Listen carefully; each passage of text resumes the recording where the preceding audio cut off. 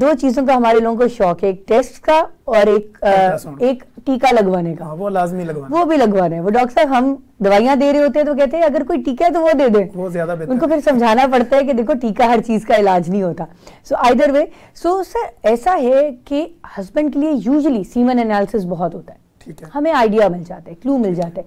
بہت زیادہ اگر ایک انکنکلوسیو ہوتا ہے تو یوزلی ہم یہ کہتے ہیں کہ ڈائگنوسس بنانے کے لیے ایٹ لیسٹ 2 کرا لینے چاہیے، کچھ وقفے کے گیپ، مطلب کچھ گیپ کے ساتھ. سمجھیے کہ 1 سے 2 مہینے کے وقفے سے کرا لینے چاہیے. لیکن اگر ان دونوں میں ایک ہی طرح کی رپورٹ آ رہی ہے تو کافی حد تک وہ کنکلوسیو ہوتا ہے. مردوں کو بہت زیادہ انٹرونشن یا بہت زیادہ الٹرا ساؤنڈ وغیرہ کی ضرورت عموماً نہیں پڑتی.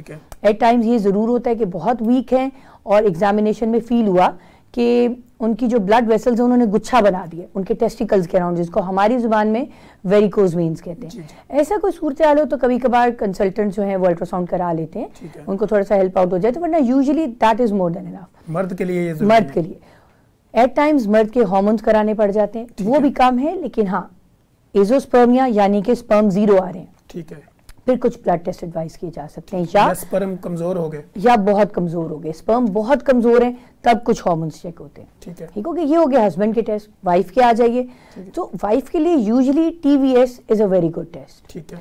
کچھ خواتین ذرا کمفرٹیبل نہیں ہوتی کیونکہ T V S stands for trans vaginal scan, vagina کے تھرو ہم نے جا کے اسکین کرنا ہوتا ہے.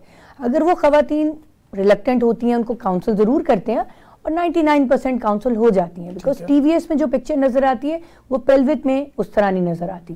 سو اگر وہ نہ مانے تو پھر پیلوک اسکین ان کو ایڈوائز کر دیا جاتا ہے. خواتین میں کچھ ہارمون ضرور بتائے جاتے ہیں جیسے پرولیکٹن ہے اور تھائرائڈ ہے، یہ سب سے زیادہ کامن ہے. اس کے علاوہ لمبے چوڑے ٹیسٹ خاتون کو بھی نہیں چاہیے. ضرورت نہیں ہے 12-13 ٹیسٹ کی لسٹ کہ جی یہ بھی کرا لیں وہ بھی کرا لیں. اگر وہ ہیلدی ہے الحمدللہ، نظر نہیں آ رہا، ہاں اگر الحمدللہ وہ کوئی ایسا مسئلہ نہیں ہے، کوئی بلڈ پریشر کی ہسٹری نہیں دے رہی، کوئی شوگر کی ہسٹری نہیں دے رہی، کوئی دل کا مرض نہیں ہے، over all she seems to be doing well, so لمبے چوڑے ٹیسٹ اس کو عموماً نہیں چاہیے. یہ 2-3 میں اپنی پریکٹس میں لوگ آتے ہیں نا، وہ کہتے ہیں ڈاکٹر صاحب میرے ٹیسٹ کرواؤ، تو میں کہتا ہوں کہ ڈاکٹر کی جو آنکھ ہوتی ہے نا یہ سب سے بڑی لیب ہوتی ہے. بالکل صحیح ہے. اور جہاں پہ اس کو یہ لگ رہا ہوتا ہے کہ یہ ضرورت ہے تو وہ اس کو کلیریفائی کرتا ہے، ادروائز وہ فضول میں آپ کے پیسے ویسٹ نہیں کرتا. بالکل صحیح. میں بھی اس پہ اگری کرتی ہوں کہ منیمم چیزوں سے اگر ہم ان کی ہیلپ کر سکتے ہیں تو ہمیں ان کے لاکھوں کروڑوں ٹیسٹ پہ کیوں لگوانے. ٹھیک ہے. سو یہ ٹیسٹ ہو جائیں تو ڈائگنوسس کافی حد تک ڈیولپ ہو جاتی ہے.